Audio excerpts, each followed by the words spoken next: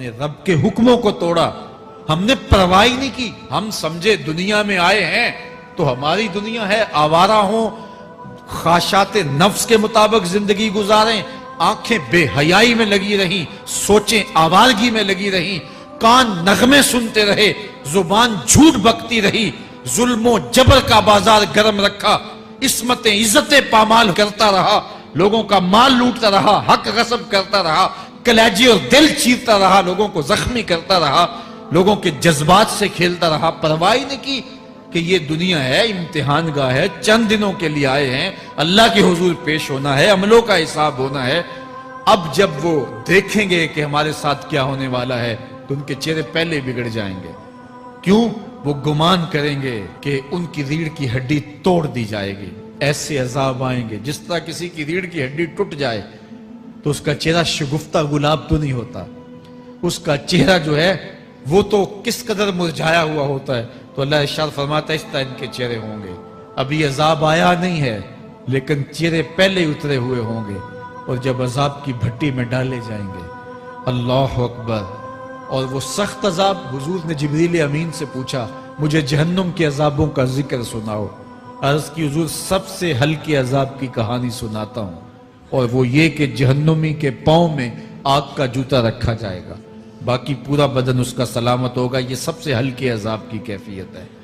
اب پاؤں میں آگ کا جوتا ہوگا، حدت، گرمی، شدت اتنی ہوگی کہ دماغ پگھل کے ناک اور کانوں کے راستے سے باہر آ جائے گا. پاؤں میں رکھے ہوئے جوتے کی گرمی دماغ کو ایسے چڑھے گی کہ وہ پگھل جائے گا اور ناک اور کانوں کے راستے سے باہر آ جائے گا. تو اللہ کے عذاب کے خوف سے چہرے بگڑ جائیں گے، حالت سلامت نہیں رہے گی. یہ بات ذہن میں رکھیں کہ اللہ جس کو جہنم میں ڈالے گا اس کو اس صورت میں نہیں ڈالے گا. یہ محمدی صورت ہے، یہ شکل اس کی چھین لی جائے گی اور اس کی شکل بڑی کر دی جائے گی. اس کا ایک ایک دانت احد پہاڑ جتنا ہوگا. احد پہاڑ کا پھیلاؤ 15 کلومیٹر پہ ہے. 15 کلومیٹر کا ایک دانت اور 32 دانت کتنے ہوں گے تو منہ کتنا بڑا ہوگا. اس کو اتنا بڑا اس لیے کیا جائے گا تاکہ وہ عذاب کی تکلیف زیادہ سہے. 70 گز موٹی کھال ہوگی اور کھال جل جائے گی تو اللہ قرآن میں فرماتا ہے ہم نئی کھال دے دیں گے تاکہ عذاب کی تکلیف اس کو گوارا کرنی پڑے. پھر چیخے گا، چلائے گا، ہائے مجھے پانی دو، پانی دو، پیاس کی شدت ہے. 70 سال تک تو اس کی کوئی آواز ہی نہیں سنے گا. 70 سال کے بعد داروغہ جہنم چیخ کر کہے گا کیا مانگتا ہے؟ وہ بولے گا مجھے پانی چاہیے. کہا جائے گا تو بے بھی ملتا ہے پانی. پھر داروغہ جہنم اسے پانی دے گا. کوکا کولا کی بوتل دے گا یا پیپسی تھما دے گا یا منرل واٹر کی بوتل دے گا؟ نہیں، قرآن بتاتا ہے اسے مائے حمیم دیا جائے گا، کھولتا ہوا پانی. اور وہ اتنا گرم ہوگا جب پینے کے لیے چہرے کے قریب کرے گا اس سے اٹھتی ہوئی بھاپ کی وجہ سے چہرے کی کھال ادھڑ کے اس کے اندر گر پڑے گی، لیکن اس کے باوجود اس کو پینا پڑے گا. اللہ فرماتا ہے یہ دنیا ہی سب کچھ نہیں ہے. سمجھ لیا یہی سب کچھ ہے، آخرت کو بھول گئے.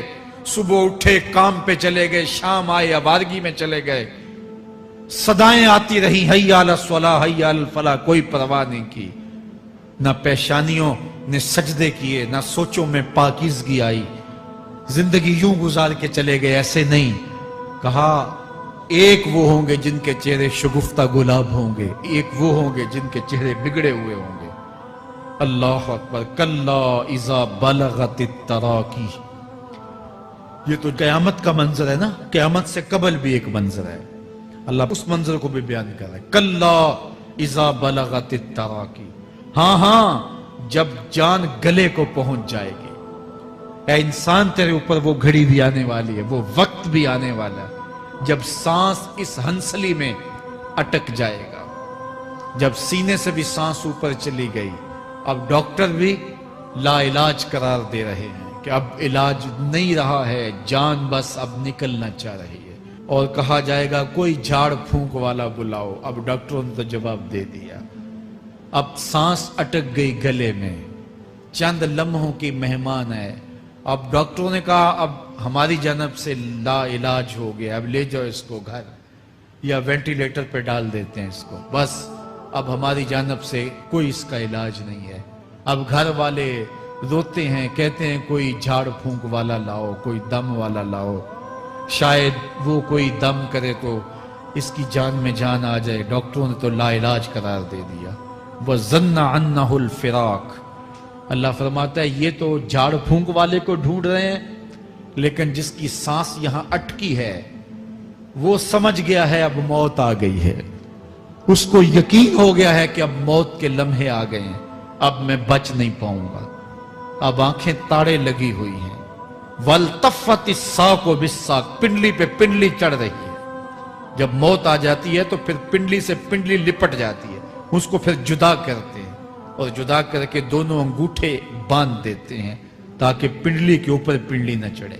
اللہ وہ منظر بیان کرتا ہے، صاحب یہ وقت آنے والا ہے جب دونوں انگوٹھے باندھ دیے جائیں گے، جب ناک میں روئی ٹھونس دی جائے گی، جب چٹے لباس میں کفن دیا جائے گا، جب غسال کے سامنے بے بس پڑے ہوں گے، وہ چاہے یہ بازو اٹھائے چاہے یہ بازو اٹھائے، گرم پانی ڈالے یا سرد پانی ڈالے، جب بس پڑے ہوئے ہوں گے جو ہے وہ غسل دینے والوں کے، اور ناک میں روئی ہوگی اور دونوں انگوٹھے آپس میں بندے ہوں گے، یہ محل، یہ ماڑی، یہ کوٹھیاں، یہ بنگلے جس کو سویر شام لگ کے حلال حرام کی تمیز کیے بغیر بنایا تھا، غوث اعظم رضی اللہ تعالیٰ عنہ بولے مکان بنا رہا ہے، بسیں گے اور حساب تو جا کے دے گا، اور یہ تو ایک رات بھی تجھے اس گھر کے اندر نہیں رکھیں گے کہ چلو ایک رات مہمان رکھ لیں۔ کہتے ہیں نہیں نہیں، مہمانوں نے بھی جانا ہے تو جلدی کرو، اس کو سپرد کراؤ، وہ تو تیرا لباس بھی پھاڑ کے اتاریں گے، خود غسل دینے کے لیے تیار بھی نہیں ہے،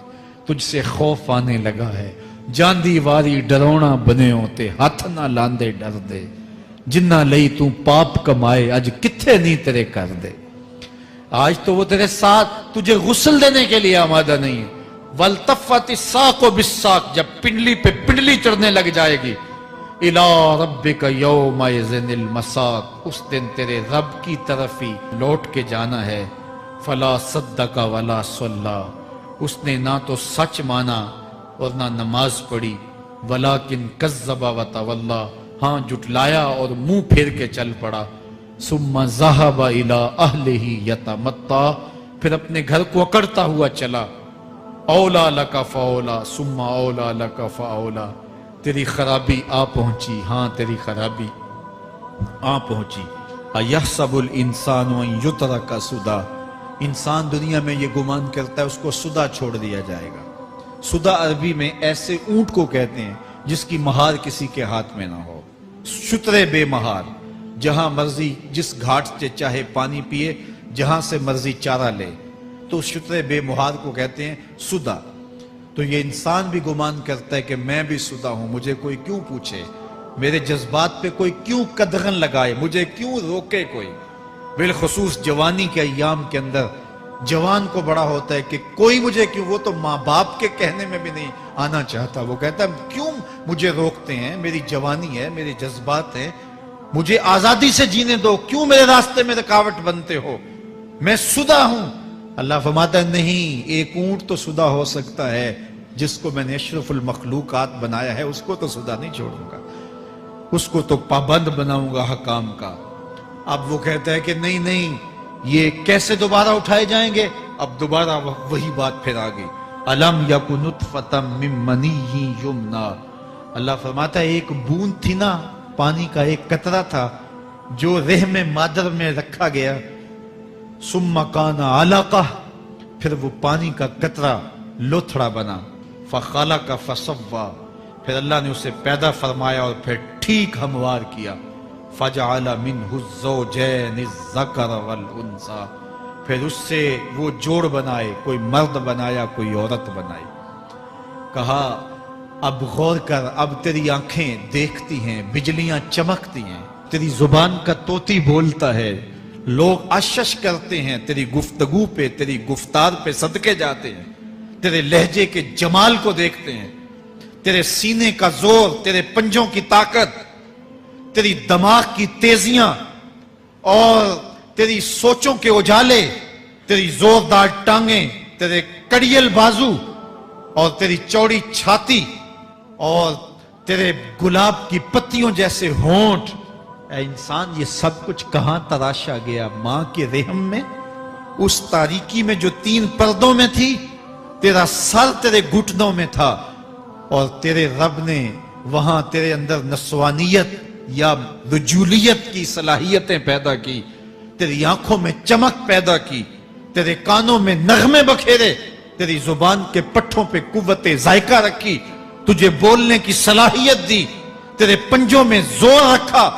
آج تو مفتی شہر ہے، آج تو علامۃ الدہر ہے، آج تو قاضی القضات ہے، آج تو منسٹر ہے، آج تو وزیر اعظم ہے، آج تو پہلوان ہے، آج تو شہزادہ ہے، آج تو بادشاہ ہے، آج تو زوراور ہے، آج تیری طاقت کے کیا کہنے؟ آج شیروں کو تو نچا لیتا ہے، ہاتھیوں کو تو بٹھا لیتا ہے، آج تو بڑا زوراور گھڑ سوار ہے، آج تیری طاقت کے کیا کہنے؟ تو کشتی کرتا ہے، زمانہ دیکھنے آتا ہے، آج تیری طاقت کے شوہرے ہیں، تیری عظمت کے تنتنے ہیں، لیکن انسان تو ایک ناپاک قطرہ تھا اور رحم مادر میں تھا۔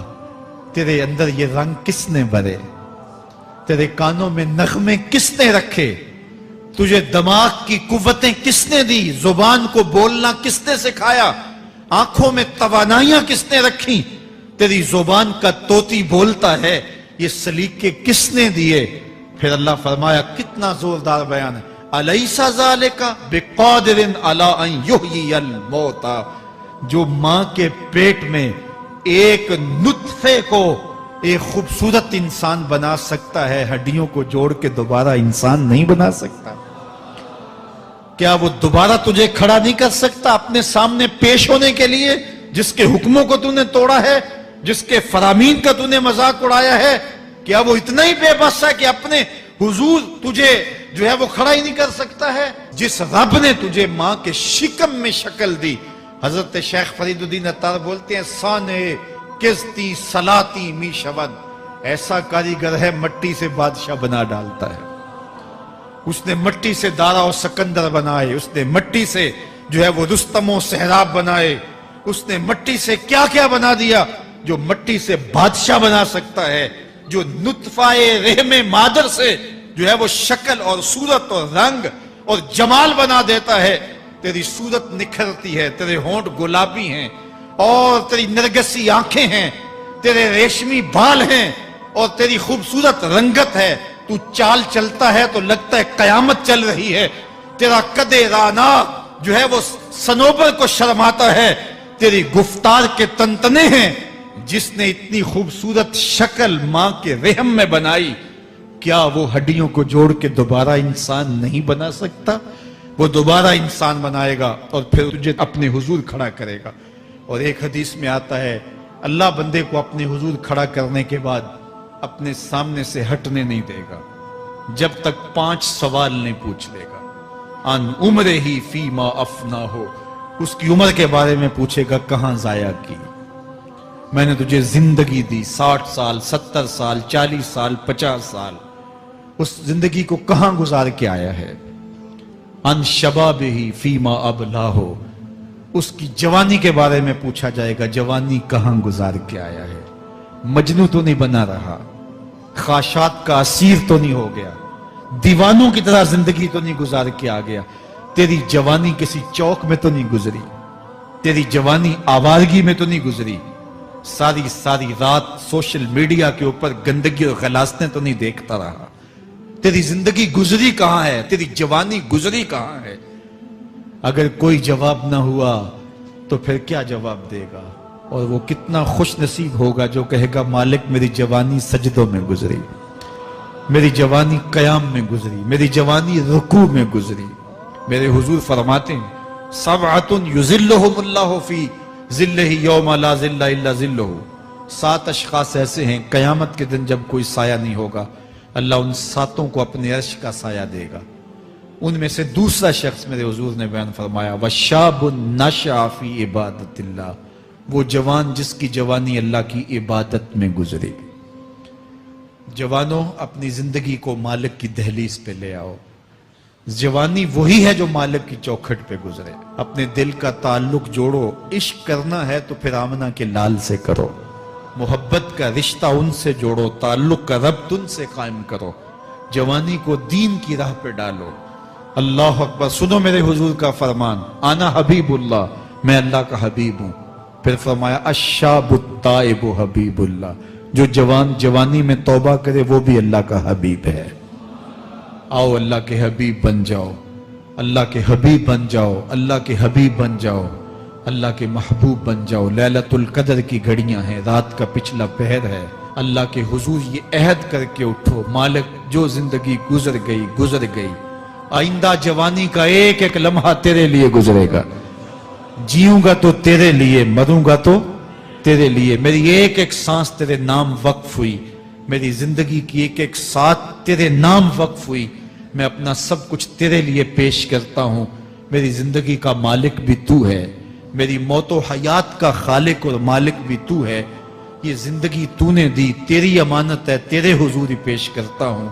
اور لیلۃ القدر کی گھڑیوں میں اس عزم کے ساتھ گھروں کو لوٹو کہ اللہ میری زندگی کا ایک ایک لمحہ تیرے نام ہوا، آنے والے موسم تیرے نام ہوئے، میری جوانی تیرے نام ہوئی، میرے آنسو تیرے نام ہوئے، میری پیشانی تیرے نام ہوئی، میرے دل کی دھڑکن تیرے نام ہوئی، میری صلاحیتیں تیرے نام ہوئی، میری زبان بولے گی تو تیری تسبیح بولے گی، تیرے ذکر کے ترانے پڑے گی، میرے کان سنیں گے تو قرآن کے نغمے سنیں گے، میری آنکھیں دیکھیں گی تو مالک تیری قدرت کی نشانیاں دیکھیں گی، تیرے رسول کا روضہ دیکھیں گی، تیرا کعبہ دیکھیں گی۔